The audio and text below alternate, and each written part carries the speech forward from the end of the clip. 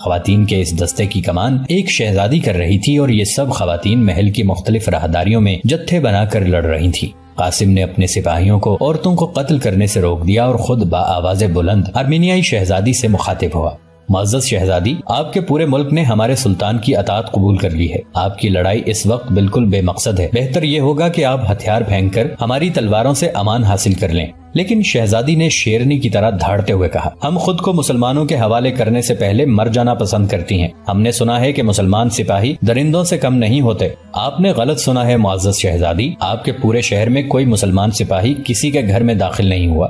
ہم کسی کو غلام بنانے کے لیے جنگ نہیں کرتے، بلکہ ہماری جنگیں حق اور صداقت کا فیصلہ صادر کرتی ہیں۔ بوسنیائی شہزادی، جس کا چہرہ کسی شعلے کی طرح روشن تھا، قاسم کی باتوں سے متاثر ہوتی دکھائی دینے لگی، لیکن پھر بھی اس نے پورے روب کے ساتھ کہا، ٹھیک ہے، اگر تم سچ کہتے ہو تو پھر ہمارے لیے راستہ چھوڑ دو۔ ہم محل سے نکل کر شہر میں پناہ لے لیں گی، تم لوگ ہمارے راستے سے ہٹ جاؤ۔ قاسم نے اپنے سپاہیوں کو ایک طرف ہٹا دیا۔ بوسنیائی شہزادی اپنے ہاتھ میں ننگی تلوار لیے شاہی خواتین کے ہمراہ پورے جاہ و جلال کے ساتھ محل سے نکل گئی۔ قاسم نے ان کا تعاقب کرنا مناسب نہ سمجھا اور محل کی 40-50 خواتین، جو کہ سب کی سب شاہی خاندان پر مشتمل تھی، چند لمحوں بعد سپاہیوں کی نظروں سے اوجھل ہو گئیں۔ آج قاسم ینیچری کے دستوں کے ہمراہ شہر میں گشت کرتے ہوئے اسی شہزادی کے بارے میں سوچ رہا تھا۔ وہ سوچ رہا تھا کہ خدا جانے وہ آفت کی پرکالہ محل سے نکل کر کس گھر میں داخل ہوئی ہوگی۔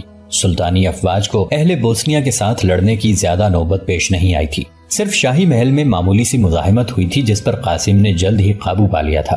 اس وقت قاسم 3-4 سواروں کے ہمراہ شاہی محل کی قریبی گلیوں میں سے گزر رہا تھا۔ بوسنیا کے لوگ ابھی تک فاتح لشکر سے سہمے ہوئے تھے اور اکا دکا لوگ اپنے گھر سے نکلنے کی ہمت کر رہے تھے۔ قاسم ایک گھر کے قریب سے گزرا تو ٹھٹک کر رہ گیا۔ مکان کے اندر سے کسی کے چیخنے چلانے اور کراہنے کی آوازیں آ رہی تھیں۔ قاسم نے حیرت و استعجاب کے عالم میں اپنے ساتھی سواروں کی جانب دیکھا اور پھر تھوڑی دیر بعد کچھ سوچنے کے بعد اپنے گھوڑے سے نیچے اتر آیا۔ اس کے ساتھی بھی اس کی تقلید میں اپنے اپنے گھوڑوں سے نیچے اتر آئے۔ بڑے محتاط قدموں سے دروازے کی جانب بڑھا اور پھر اپنی تلوار نکال کر اس کے دستے سے دروازے پر دستک دی۔ وہ تھوڑی دیر وہیں کھڑا ہو کر انتظار کرتا رہا۔ روتی ہوئی عورت کی آواز اب بھی سنائی دے رہی تھی۔ بالآخر قاسم اپنے دونوں ساتھیوں کو دروازے پر کھڑا کر کے اور باقی 2 کو اپنے ہمراہ چلنے کا اشارہ کر کے مکان کے اندر داخل ہو گیا۔ اس مکان کے اندرونی کمرے سے ایک عورت کے کراہنے کی آواز مسلسل برآمدے میں آ رہی تھی۔ قاسم ننگی تلوار لیے احتیاط سے کمرے کی جانب بڑھا اور کمرے کا دروازہ کھول کر اندر جھانکا۔ قاسم ننگی تلوار لیے احتیاط سے کمرے کی جانب بڑھا، لیکن یہ دیکھ کر وہ فوراً الٹے قدموں سے باہر نکل آیا کہ کمرے میں ایک جوان عورت درد ذہ سے چلا رہی تھی۔ اس کا بچہ ہونے والا تھا اور گھر میں اس کی مدد کرنے کے لیے کوئی دوسرا شخص موجود نہیں تھا۔ قاسم شش و پنج میں مبتلا ہو گیا کہ وہ کیا کرے اور کیا نہ کرے۔ اچانک اسے کوئی خیال آیا اور وہ تیز تیز قدم اٹھاتا ہوا مکان سے باہر نکلتا چلا گیا۔ وہ دراصل اڑوس پڑوس میں خاتون کا بندوبست کرنے کے لیے نکلا تھا، کسی ایسی خاتون کا بندوبست جو ایک درد ذہ میں مبتلا عورت کی مدد کر سکے۔ اس نے قریب ہی ایک مکان کے دروازے پر دستک دی، پھر بے چینی سے کسی کے آنے کا انتظار کرنے لگا۔ چند لمحے بعد مکان کے اندر سے کسی کی آواز سنائی دی اور پھر کسی نے دروازے کے پیچھے سے ہی ڈری ڈری آواز میں سوال کیا، کون؟ یہ ایک بوڑھی مردانہ آواز تھی۔ قاسم نے سوچا مفتوحہ قوم کے لوگ کس قدر ہراساں اور خوفزدہ ہو جاتے ہیں۔ حالانکہ سلطانی لشکر نے بوسنیا میں کسی کی جان و مال کو ضرر نہیں پہنچایا تھا، لیکن پھر بھی شہر کے لوگ گھروں کے دروازے بند کر کے اندر سہمے بیٹھے تھے۔ قاسم نے بوڑھے آدمی کی آواز سنی تو کہا، دیکھیے میں سلطانی لشکر کا سالار ہوں۔ آپ کے پڑوس میں ایک خاتون زچگی کے عمل میں مبتلا ہے اور درد ذہ سے چلا رہی ہے۔ ایسے عالم میں کسی عورت کو اس کے پاس ہونا چاہیے، لیکن وہ اکیلی ہے۔ اگر دیر تک اس کی مدد کو کوئی نہ پہنچا تو وہ یقیناً مر جائے گی۔ کیا آپ کے گھر میں کوئی ایسی خاتون ہے جو اس بیچاری کی مدد کر سکے؟ قاسم کی بات سن کر بوڑھا شخص خاموش ہو گیا۔ کچھ دیر خاموشی رہی اور پھر دروازہ کھل گیا۔ یہ ایک ضعیف العمر یورپی باشندہ تھا۔ اس کی آنکھوں میں حیرت بھی تھی اور خوف۔ بوڑھے شخص نے قاسم کو سر سے پاؤں تک بغور دیکھا اور پھر کہا، آپ غالباً یہ ساتھ والے گھر کی بات کر رہے ہیں۔ آپ ٹھہریے، میں اپنی بیٹی سے بات کرتا ہوں۔ بوڑھے نے اتنا کہا اور اندر چلا گیا۔ قاسم کو یہ دیکھ کر خوشی ہوئی کہ بوڑھے کا خوف دور ہو چکا تھا، کیونکہ وہ جاتے ہوئے پیچھے مکان کا دروازہ کھلا چھوڑ گیا تھا۔ یقیناً اسے اور اس کی بیٹی کو اپنی پڑوسن کے آنے والے بچے کی خبر رہی ہوگی۔ یہی وجہ تھی کہ بوڑھے کو قاسم کی بات پر فوراً یقین آ گیا اور اس کا ڈر جاتا رہا۔ قاسم یہی سوچ رہا تھا کہ اسے بوڑھے کے ہمراہ 2 عورتیں آتی ہوئی دکھائی دی۔ ان عورتوں نے اپنے چہروں اور جسم کو بڑی بڑی چادروں کے نیچے چھپا رکھا تھا۔ قاسم نے عورتوں کو آتے دیکھا تو ان کے احترام میں سچے مسلمان کی طرح نظریں جھکا لیں۔ اب قاسم کی پریشانی دور ہو چکی تھی۔ بوڑھا شخص اپنے ساتھ دونوں عورتوں کو لیے ہوئے تیزی کے ساتھ پڑوس کے مکان میں داخل ہو گیا۔ قاسم نے بوڑھے سے کہا، دیکھیے اگر کسی چیز کی ضرورت ہو تو بلا تعمل اور بلا خوف و خطر آپ ہم سے کہہ سکتے ہیں، ہم یہیں دروازے پر کھڑے عملے زچگی مکمل ہونے تک آپ کے لیے دعا کر رہے ہیں۔ بوڑھے شخص کی آنکھوں میں حیرت پھر نظر آنے لگی۔ وہ سوچ رہا تھا کہ فاتح قوم کے سپاہ ایسے تو نہیں ہوتے۔ اسے اپنی گزشتہ زندگی میں یاد آیا کہ رومن کلیسا کے فاتحین جو ان کے ہم مذہب عیسائی بھائی تھے، جب ایک فاتح کی حیثیت سے ان کے شہر میں داخل ہوئے تو انہوں نے شہر کی اینٹ سے اینٹ بجا دی تھی، گھروں کو لوٹ لیا تھا، نوجوان لڑکیوں کو اغوا کر کے لے گئے تھے، بوڑھے اور بچوں کو قتل کر دیا گیا تھا اور فصلوں کو آگ لگا دی تھی۔ اور وہ سوچ رہا تھا کہ آج یہ مسلمان بھی فاتح کی حیثیت سے داخل ہوئے ہیں، لیکن انہوں نے کسی شہری کے گھر میں داخل ہونے کی کوشش نہیں کی اور نہ ہی کسی کو ذرہ بھر نقصان پہنچایا۔ بوڑھا شخص اب حیرت کی بجائے محبت بھری نظروں سے قاسم کو دیکھنے لگا۔ اس نے دروازے میں داخل ہونے سے پہلے قاسم سے پوچھا، بیٹا ایک بات پوچھوں، برا تو نہیں مناؤ گے؟ اسی دوران بوڑھے شخص کے ساتھ آنے والی عورتیں مکان میں داخل ہو چکی تھیں، صرف بوڑھا ہی دروازے پر کھڑا قاسم سے بات کر رہا تھا۔ قاسم نے بوڑھے شخص کی بات سن کر خندہ پیشانی سے جواب دیا، جی جی پوچھئے، میں آپ کی کسی بات کا برا نہیں مناؤں گا۔ دیکھو بیٹا، تم جانتے ہو کہ ہم عیسائی ہیں اور ہمارے نجات دہندہ کا نام یسوع مسیح ہے، جو خدا کا بیٹا بھی ہے اور رسول بھی۔ میں نے سنا ہے کہ تم مسلمانوں کا بھی ایک خدا ہے اور ایک رسول بھی ہے۔ میں پوچھنا یہ چاہتا ہوں کہ تمہارا نبی خداوند کا کیا لگتا ہے؟ قاسم کے لیے بوڑھے کا سوال انتہائی دلچسپ اور غیر متوقع تھا۔ اس نے مسکراتے ہوئے جواب دیا، ہمارے نبی کا نام نامی محمد الرسول اللہ صلی اللہ علیہ وآلہ وسلم ہے۔ آپ صلی اللہ علیہ وآلہ وسلم صرف اللہ کے بندے اور اس کے رسول ہیں۔ ہمارا عقیدہ ہے کہ اللہ وحدہ لا شریک ہے، وہ ہر قسم کی ضروریات اور احتیاجات سے بے پرواہ ہے، نہ اس کی کوئی اولاد ہے اور نہ وہ کسی کی اولاد ہے، اور نہ ہی کوئی ایسی ہستی ہے جو اس کی ہمسری کا دعویٰ کر سکے۔ بوڑھے شخص کے ماتھے پر حیرت کی شکنیں نمودار ہوئیں، اس کی آنکھوں میں چمک پیدا ہونے لگی، بالکل ویسی چمک جیسی کسی کھوئی ہوئی چیز کے مل جانے پر آنکھوں میں آ جاتی ہے۔ اس نے تیز تیز لہجے میں قاسم سے کہا، آپ ضرور یہیں ٹھہریے گا، میں اندر جاتا ہوں، اگر ہمیں کسی چیز کی ضرورت ہوئی تو ظاہر ہے آپ ہی سے کہنا پڑے گا۔ بوڑھا شخص اندر جانے کے لیے مڑا، لیکن پھر اچانک ٹھٹک کر رک گیا۔ اس نے چند لمحے کے لیے کچھ سوچا اور مڑ کر قاسم سے کہا، آپ لوگ باہر کیوں ٹھہرتے ہیں؟ اندر آ جائیے، تھوڑی ہی دیر کی تو بات ہے، میں آپ کو صحن میں چارپائی ڈال دیتا ہوں۔ بوڑھے نے اتنا کہا اور پھر قاسم کا جواب سنے بغیر اندر چلا گیا۔ اب قاسم اور اس کے دو ساتھی مکان کے اندر صحن میں بیٹھے تھے۔ باقی سپاہیوں کو قاسم نے معمول کے گشت پر روانہ کر دیا تھا۔ مکان کے کمرے سے ابھی تک عورت کے چلانے کی آواز سنائی دے رہی تھی، لیکن اب قاسم کو تسلی تھی۔ وہ اطمینان سے صحن میں بیٹھا ہوا بوڑھے شخص کے ساتھ باتیں کر رہا تھا۔ بوڑھے شخص نے ایک اور سوال کیا، سنا ہے تمہارا سلطان بلا وجہ کسی پر یلغار نہیں کرتا، عیسائیوں نے بدترین معاہدہ شکنی کی تو اس نے شمشیر انتقام اٹھا لی، کیا یہ سچ ہے؟ ہاں یہی سچ ہے، ہمارے سلطان نے 10 سال کے لیے ہونیاڈے کے ساتھ جنگ بندی کا معاہدہ کیا تھا، جسے عیسائیوں نے پہلے مہینے ہی توڑ دیا۔ چنانچہ معاہدہ شکنی کی سزا کے طور پر ہم نے نہ صرف شاہ ہنگری کا سر کاٹ کر نیزے پر اٹھایا، بلکہ پاپائے روم کے نائب کارڈینل جولین کو بھی 2 ٹکڑوں میں کاٹ کر رکھ دیا، کیونکہ یہی وہ شخص تھا جس نے پوری عیسائی ملت کو مسلمانوں کے ساتھ معاہدہ شکنی پر اکسایا اور فتویٰ دیا۔ بوڑھا شخص نہایت غور سے قاسم کی بات سن رہا تھا۔ یوں لگتا تھا جیسے قاسم کی شخصیت اسے بے حد پسند آئی ہو۔ وہ مسلمان سپاہیوں کے کردار سے بہت زیادہ متاثر دکھائی دیتا تھا۔ اسی دوران اندرونی کمرے سے ایک عورت برآمد ہوئی اور تیز تیز قدموں سے چلتی ہوئی اسی طرف آنے لگی۔ وہ صحن میں اترنے سے پہلے ہی دور برآمدے میں رک گئی اور بوڑھے شخص کو بلایا۔ کچھ دیر بعد بوڑھے شخص نے قاسم کو آ کر بتایا، کچھ ضروری سامان اور چند بوٹیوں کی ضرورت ہے۔ قاسم نے سامان لانے کے لیے فوراً اپنے ایک سپاہی کو روانہ کر دیا۔ وہ عورت واپس چلی گئی اور قاسم بوڑھے شخص کے ساتھ پھر مشغول ہو گیا۔ اس مرتبہ بوڑھے شخص نے کہا، بیٹا تم نے ابھی تک اپنا نام نہیں بتایا اور نہ ہی فوج میں اپنا عہدہ بتایا ہے، صرف یہی بتایا ہے کہ تم سلطانی لشکر میں سالار ہو۔ میں تمہارے بارے میں جاننا چاہتا ہوں۔ قاسم زیر لب مسکرا دیا اور پھر مسکراتے ہوئے کہنے لگا، میرا نام قاسم بن حشام ہے اور میں سلطانی لشکر میں 5000 سالار ہوں۔ لیکن آپ کا کیا تعارف ہے محترم بزرگ؟ میرا نام بارٹا کوزین ہے، میں نے اپنی تمام عمر سمندر میں گزاری ہے۔ اوائل عمر میں ہی مذہبی تعلیم کے لیے یونان چلا گیا تھا، وہاں آرتھوڈاکس چرچ میں رہ کر میں نے عیسائیت کی مذہبی تعلیم حاصل کی۔ بعد میں نے جہاز رانی کا پیشہ اختیار کیا۔ چند سال قبل تک میں جزیرہ کریٹ کے ایک بڑے بحری جہاز کا کپتان تھا۔ اب میں بوڑھا ہو چکا ہوں، اس لیے گھر میں بیٹھ گیا ہوں۔ اب میرے بیٹے جہاز رانی کرتے ہیں۔ ان دونوں عورتوں میں سے ایک میری بیٹی ہے اور ایک میری بیٹی کی سہیلی ہے جو پناہ لے کر ہمارے پاس آ گئی ہے۔ بوڑھے شخص بارٹا کوزین نے انتہائی مختصر الفاظ میں اپنا مفصل تعارف کرا دیا۔ قاسم بڑی قدر شناس نظروں کے ساتھ بارٹا کوزین کی جانب دیکھ رہا تھا۔ وہ دونوں کافی دیر تک باتیں کرتے رہے، یہاں تک کہ سپاہی ضروری سامان لے کر پہنچ گیا۔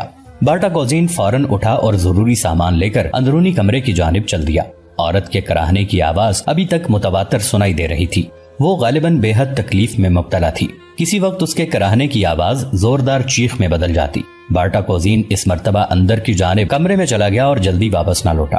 قاسم اپنے سپاہیوں کے ہمراہ صحن میں خاموشی سے بیٹھا مشکل کے گزر جانے کا انتظار کر رہا تھا۔ کئی لمحے اور کئی گھڑیاں دھیرے دھیرے گزر گئیں۔ پھر ایک وہ بھی لمحہ آیا جب اندرونی کمرے سے زچہ کی ایک فلک شگاف چیخ سنائی دی اور سب کے دل دہل گئے۔ قاسم جھٹ سے اٹھ کھڑا ہوا، لیکن اگلے لمحے اس کی پریشانی دور ہو گئی جب اس کے کانوں میں نومولود بچے کی رونے کی آواز پڑی۔ اب قاسم اپنی ذمہ داری سے عہدہ برا ہو چکا تھا۔ اس نے ایک بچہ جنتی ہوئی عورت کی مدد کی تھی، ایک ایسی عورت جو جنگ کے حالات میں اپنے گھر میں بے یار و مددگار درد ذہ سے چلا رہی تھی۔ ایک مسلمان سپاہی کا یہی فرض بنتا ہے۔ چنانچہ اب قاسم اپنا فرض نبھا چکا تھا اور اب وہ یہاں سے جانا چاہتا تھا۔ اس نے اپنے ساتھیوں سے چلنے کے لیے کہا اور اٹھ کھڑا ہوا۔ جانے سے پہلے وہ بوڑھے باٹا کوزین سے ملنا چاہتا تھا تاکہ بچے کی خیریت دریافت کر سکے۔ اس نے باٹا کوزین کو پکارا۔ جب بوڑھا باٹا کوزین قاسم کے نزدیک آیا تو قاسم نے دیکھا کہ وہ خوشی سے کانپ رہا تھا۔ اس کے عقب میں دو جوان عورتیں نومولود بچے کو ہاتھوں میں اٹھائے کھڑی تھیں۔ عورت کا فاصلہ قاسم سے چند قدم دور تھا۔ باٹا کوزین نے کامتے لرزتے ہاتھوں سے قاسم کو دونوں بازوؤں سے پکڑ لیا اور جذبات سے لبریز آواز میں کہا، بیٹا تم کہاں چل دیے؟ تم آج کہیں نہیں جاؤ گے۔ ہم جی بھر کے تمہاری خدمت کرنا چاہتے ہیں۔ تمہیں مبارک ہو، ہماری اور تمہاری کوشش رنگ لے آئی۔ بریٹا نے چاند جیسے بچے کو جنم دیا ہے۔ تمہیں یہ جان کر حیرت ہوگی کہ اس بچے کا باپ سلطانی فوج کے خلاف ہونیاڈے کے مذہبی لشکر میں شامل ہے۔ جب اسے معلوم ہوگا کہ سلطانی لشکر کے ایک سالار نے اس کی مرتی ہوئی بیوی اور بچے کو بچایا ہے تو اس پر کیا گزرے گی؟ میری بیٹی اور اس کی سہیلی تمہارے کردار سے بے حد متاثر ہوئی ہیں۔ وہ دونوں تم سے ملنا چاہتی ہیں۔ قاسم جیسے پرخلوص سپاہی کو اس طرح کے لوازمات کی چندنا ضرورت نہیں تھی۔ اسے لشکرگاہ میں واپس جانے کی بھی جلدی تھی۔ چنانچہ اس نے باٹا کوزین سے کہا، محترم بزرگ، یہ جو کچھ میں نے کیا یہ میرا فرض تھا۔ میں یہاں مزید نہیں رک سکتا، اب آپ مجھے اجازت دیجیے۔ لیکن ابھی باٹا کوزین کچھ کہہ بھی نہیں پایا تھا کہ عقب میں کھڑی دونوں جوان عورتوں میں سے ایک یکلخ تیز تیز قدموں کے ساتھ آگے بڑھی اور قاسم کے عین سامنے آ کر کھڑی ہو گئی۔ اس کی اس حرکت سے نہ صرف قاسم بلکہ قاسم کے ساتھی سپاہی حتیٰ کہ باٹا کوزین خود بھی حیرت زدہ رہ گیا۔ لیکن اس نوجوان عورت نے سامنے کھڑے ہوتے ہی اپنے چہرے سے چادر کا پلو ہٹا دیا۔ قاسم اور قاسم کے ساتھیوں کی نظر اس کے چہرے پر پڑی تو وہ تینوں حیرت سے اچھلے۔ یہ تو وہی لڑکی تھی جو بوسنیا کے محل میں شاہی خواتین کی حفاظت کرتے ہوئے قاسم کے ساتھ ٹکرائی تھی۔ یہ تو شہزادی تھی، بوسنیا کے شاہی خاندان کی ایک حسین و جمیل شہزادی۔ قاسم نے اسے دیکھا تو اس حسین اتفاق پر انگشت بدندہ رہ گیا۔ اس نے سوچا بوڑھے باٹا کوزین کے گھر پناہ لینے والی لڑکی بوسنیا کی یہی شہزادی ہو سکتی ہے۔ حیرت کے مارے وہ کچھ اور تو نہ کہہ سکا، صرف اتنا کہہ کر رہ گیا، آپ؟ جی میں۔ شہزادی مسکرا رہی تھی۔ اس کی آنکھوں میں بیک وقت تشکر، احسان مندی، محبت اور عقیدت کے جذبات تھے۔ وہ اپنے حسین و جمیل چہرے کو اٹھائے قاسم کی جانب بے حد مروب اور متاثر کھڑی تھی۔ اس کی آنکھوں میں قاسم کے لیے عقیدت کے آنسو تھے جو پچھلی رات کے ستاروں کی طرح جھلملا رہے تھے۔ قاسم کو وہ اس انداز میں بہت پیاری لگی، لیکن وہ ایک مسلمان مجاہد تھا۔ اس نے فوراً نظریں جھکا لی۔ شہزادی قاسم سے مخاطب ہوئی، میں سوچ بھی نہیں سکتی تھی کہ مسلمان ایسے ہوتے ہیں۔ ہمارے دربار میں تو کارڈینل جولین نے چند ماہ پہلے پاپائے روم کا پیغام پہنچایا اور مسلمانوں کے متعلق جو تقریر کی وہ مسلمانوں کو اس زمین کے بدترین درندے ثابت کرتی تھی۔ لیکن کل سے اب تک مسلمان سپاہیوں کے انداز و اطوار دیکھ کر مجھے یقین ہو گیا ہے کہ پاپائے روم کا نائب کارڈینل جولین صرف جھوٹ بکتا تھا۔ قاسم بدستور مسکرا رہا تھا۔ اس نے دھیمے لہجے میں کہا، شاید آپ کو یہ جان کر کیسا لگے کہ پاپائے روم کے نائب کارڈینل جولین کو رنگاہ میں نے خود اپنے ہاتھوں سے 2 ٹکڑوں میں کاٹ دیا ہے۔ حالانکہ کارڈینل نے عیسائیوں کی فتح کا دعویٰ کرتے ہوئے معاہدہ شکنی کا گناہ اپنے سر لے لیا تھا۔ میں نے اسے عبرتناک انجام سے دوچار کر کے عیسائی دنیا کے سامنے ثابت کر دیا ہے کہ عیسائیت اپنے دین سے گمراہ ہو چکی ہے۔ محترم شہزادی، آپ یقین کیجئے کہ اسلام کے سائے میں سلگتے جسموں کی ٹھنڈک اور چٹکتی روحوں کی تسکین موجود ہے۔ قاسم کی بات سن کر باٹا کوزین ایک قدم آگے بڑھا اور کہنے لگا، قاسم بن ہشام، کیا تمہارے مذہب میں کوئی ایسا بوڑھا شخص بھی داخل ہو سکتا ہے جس نے اپنی تمام گزشتہ عمر عیسائیت پر گزاری ہو؟ باٹا کوزین کے جملے سے قاسم چونک گیا اور اس کی آنکھوں میں خوشی کی لہر نظر آئی۔ اس نے فوراً باٹا کوزین کی جانب مڑ کر دیکھا اور بوڑھے باٹا کوزین کے دونوں ہاتھ تھام لیے۔ ہمارے مذہب میں کوئی بھی شخص اپنی سانس کے آخری لمحوں میں بھی داخل ہو سکتا ہے۔ میں آپ کو اسلام میں خوش آمدید کہتا ہوں۔ آپ میرے ساتھ چل کر ہمارے سلطان سے ملیے اور سلطان معظم کے ہاتھ پر اسلام قبول کیجئے۔ لیکن باٹا کوزین کا جواب سن کر قاسم اور بھی حیران ہوا۔ بوڑھے باٹا کوزین نے کہا، نہیں، میں تمہارے ہاتھ پر اسلام قبول کروں گا۔ مجھے عرصہ دراز سے حق کی تلاش تھی۔ میں نے اسی پیاس کو بجھانے کے لیے بہت دور دور کے سفر کیے، لیکن تمہارے ساتھ چند باتیں کر کے مجھے یوں محسوس ہوا جیسے میری تشنگی پہلی مرتبہ بجھنے لگی ہے۔ میرے لیے جس قدر قابل احترام تم ہو، تمہارا سلطان نہیں ہو سکتا۔ اب قاسم کے لیے یہاں رکنا ناگزیر ہو گیا تھا. اسے باٹا کوزین کو مسلمان کرنا تھا. وہ سوچ رہا تھا کہ صرف کلمہ پڑھا دینے سے کسی شخص کو مسلمان نہیں کیا جا سکتا. اس کے لیے ضروری ہے کہ نو مسلم کو اسلام کے نظام توازن کے بارے میں بتایا جائے. چنانچہ قاسم نے بوڑھے باٹا کوزین سے کہا، ٹھیک ہے محترم بزرگ، آپ مجھے اس وقت کچھ دیر کے لیے اجازت دیجیے تاکہ میں اپنی لشکرگاہ تک ہو آؤں. میں مغرب کے بعد دوبارہ آپ کے در دولت پر حاضری دوں گا اور اس وقت اسلام قبول کرنے سے متعلق ضروری معلومات سے آپ کو آگاہ کروں گا. ٹھیک ہے، آپ رات کا کھانا ہمارے ساتھ کھائیں گے اور پھر دیر تک ہم لوگ باتیں کر سکتے ہیں. یہ الفاظ بوسنیائی شہزادی کے تھے. اگرچہ اس شہزادی نے تبدیلی مذہب کا کوئی اندیا نہیں دیا تھا، تاہم قاسم کے دل میں یہ بات گھر کر گئی تھی کہ اب بوسنیائی شہزادی بھی اسلام کی طرف ضرور مائل ہوگی. بہتری کے اسی خیال کے تحت اس نے واپس آنے کا ارادہ کیا اور ان لوگوں سے اجازت لی. وہ باٹا کوزین سے اجازت لے کر اپنے ساتھیوں کے ہمراہ سیدھا لشکرگاہ کی جانب آیا، جہاں مسلمان سپاہی انتہائی خوش و خرم تھے. وارنا سے لے کر بوسنیا تک ہر شہر اور ہر علاقہ انہوں نے فتح کر لیا تھا. سربیا کا بادشاہ جارج برنیکووچ، جو لارڈ سٹیفن کے بعد تخت نشین ہوا تھا، لارڈ سٹیفن کے برعکس مسلمانوں کا جانی دشمن بن گیا تھا. حالانکہ لارڈ سٹیفن کی ایک بہن بایزید یلدرم کی بیوی تھی اور اس کی بیٹی شہزادی سروین سلطان مراد خان ثانی کی ملکہ تھی. اس جنگ میں جارج برنیکووچ کو بھی شکست ہوئی تھی اور سلطان نے سربیا کا ملک مکمل طور پر اپنی سلطنت میں شامل کر لیا تھا. قاسم لشکرگاہ میں داخل ہوا تو اس کے ذہن میں یہی خیال موجزن تھا کہ سلطان نے فی الوقت بوسنیا تک پہنچ کر اپنی موجودہ فتوحات کا سلسلہ مکمل کر لیا ہے اور اب سلطان واپس ادرنا جانے کا ارادہ رکھتا ہے. قاسم سوچ رہا تھا کہ وہ کسی نہ کسی طرح سلطان سے اجازت لے کر البانیہ کی جانب چلا جائے اور اپنی محبت یعنی مظلوم مارسی کو سکندر بیگ کے خونی پنجے سے چھڑا لائے. اس نے سوچا کہ کل کسی وقت سلطان سے ملاقات کر کے اپنی خواہش کا اظہار کرے. مغرب کی نماز سے فارغ ہو کر قاسم پھر شہر کی جانب چل دیا. اس بار وہ اکیلا تھا. اس کا رخ بوڑھے باٹا کوزین کے گھر کی جانب تھا اور پھر کچھ ہی دیر بعد وہ باٹا کوزین کے مکان میں اس کے ہمراہ بیٹھا باتیں کر رہا تھا. باٹا کوزین کی بیٹی اس پڑوسی خاتون کو بھی اپنے گھر منتقل کر چکی تھی جس نے آج ایک خوبصورت بچے کو جنم دیا تھا. بوسنیا کی بے پناہ حسین شہزادی بھی قاسم کی منتظر تھی. باٹا کوزین کے دونوں نوجوان بیٹے وینس کے جہازوں پر ملازم تھے اور دونوں اپنے بیوی بچوں سمیت وینس کے شہر میں رہائش پذیر تھے. اس کی اکلوتی بیٹی بیوہ تھی جس کا نوجوان شوہر 1 سال قبل مسلمانوں کے خلاف جنگ میں مارا گیا تھا. باٹا کوزین کی بیٹی بھی جوان تھی. بوسنیا کی شہزادی جب محل میں گرفتار ہونے کے بجائے زندہ سلامت نکل آئی تو اس نے اسی لڑکی کے پاس پناہ لی. اب صورتحال انتہائی دلچسپ تھی. باٹا کوزین اور اس کی بیٹی اسلام قبول کرنے کا فیصلہ کر چکے تھے جبکہ شہزادی ابھی تک شش و پنج میں مبتلا تھی. کچھ دیر بعد باٹا کوزین قاسم کو کھانے کے کمرے میں لے گیا جہاں دسترخوان پر قاسم، باٹا کوزین، بوسنیائی شہزادی اور باٹا کوزین کی بیٹی ایک ساتھ کھانا کھانے کے لیے بیٹھ گئے. آپ کے سلطان نے عیسائی عبادت گاہوں کے بارے میں کیا حکم دیا ہے؟ کیا چرچ گرا دیے جائیں گے؟ سنا ہے مسلمان اپنے مذہب کے معاملے میں بے حد متشدد ہوتے ہیں. سلطان نے تو حکم دیا ہے کہ سربیا اور بوسنیا میں جہاں جہاں مسجد بنائی جائے اس کے ساتھ ایک چرچ بھی بنایا جائے تاکہ عیسائیوں کو عبادت میں دشواری نہ ہو اور وہ تمام چرچ جو پہلے سے موجود ہیں ویسے کے ویسے رہنے دیے جائیں. یہ تو بڑا عمدہ اقدام ہے. اس کے برعکس ہونیاڈے نے کہا تھا کہ وہ سربیا اور بوسنیا میں یونانی چرچ گرا کر رومن کیتھولک مذہب کے چرچ بنوا دے گا. قاسم اور بوسنیائی شہزادی کے مابین بہت عمدہ مکالمہ جاری تھا. بوڑھا باٹا کوزین ان کی باتیں غور سے سن رہا تھا. اس نے جھجکتے قاسم سے ایک سوال کیا، خداوند یسوع مسیح اور اس کے ماں باپ کے بارے میں تمہارا مذہب کیا کہتا ہے؟ قاسم کے ہونٹوں پر ایک دلفریب مسکراہٹ پھیل گئی. وہ بولا، ہم انہیں خداوند نہیں کہتے بلکہ اللہ کا برگزیدہ نبی مانتے ہیں اور انہیں حضرت عیسیٰ علیہ السلام کہہ کر پکارتے ہیں اور ان کی والدہ ماجدہ کو ہم حضرت مریم علیہ السلام کہہ کر پکارتے ہیں. اسلام اس عقیدے کو ہی نہیں مانتا کہ خدا تقسیم ہو سکتا ہے یا کسی انسان کا باپ بن سکتا ہے. قاسم کی بات پر شہزادی نے چونک کر کہا، یہ کیا بات ہوئی؟ اگر خداوند یسوع مسیح خداوند خدا کے بیٹے نہیں تو پھر وہ کس کے بیٹے ہیں؟ کیا آپ ان کے باپ کا نام جانتے ہیں؟ شہزادی کے سوال سے قاسم کے چھکے چھوٹ گئے. اب بھلا وہ کیا کہتا اور کس کا نام بتاتا؟ اگر وہ یہ کہتا کہ حضرت عیسیٰ علیہ السلام بغیر باپ کے ایسے ہی ایک ماں کے پیٹ سے پیدا ہو گئے تو پھر بھی شہزادی مطمئن نہ ہوتی. نہ جائے رفتن نہ پائے ماندن کی اسی کیفیت میں قاسم کو بولنا پڑا. دراصل یہ کہہ دینے سے کہ عیسیٰ علیہ السلام خدا کے بیٹے ہیں، خدا تعالیٰ کی ذات ایک جسمانی پیکر میں ڈھلی ہوئی دکھائی دیتی ہے جبکہ خدا تو کسی جسم کا محتاج نہیں. یہ زمین و آسمان خدا کا ظہور ہے. ظاہر ہے جب خدا دکھائی نہ دینے والی ایک محیط اور بسیط ہستی ہے پھر وہ کیوں کر کسی انسان کی رشتہ دار ہو سکتی؟ اور رہی یہ بات کہ حضرت عیسیٰ علیہ السلام کے باپ کون ہیں، تو حضرت عیسیٰ علیہ السلام اس قادر و مطلق پروردگار کی قدرت کاملہ کا کرشمہ ہے کیونکہ وہ جو چاہے کر سکتا ہے. ہمارے اس چینل کو سبسکرائب کر کے نیچے موجود بیل آئیکن کو بھی ضرور کلک کیجیے گا. اگلی ملاقات تک کے لیے ہمارا اور آپ کا اللہ نگہبان.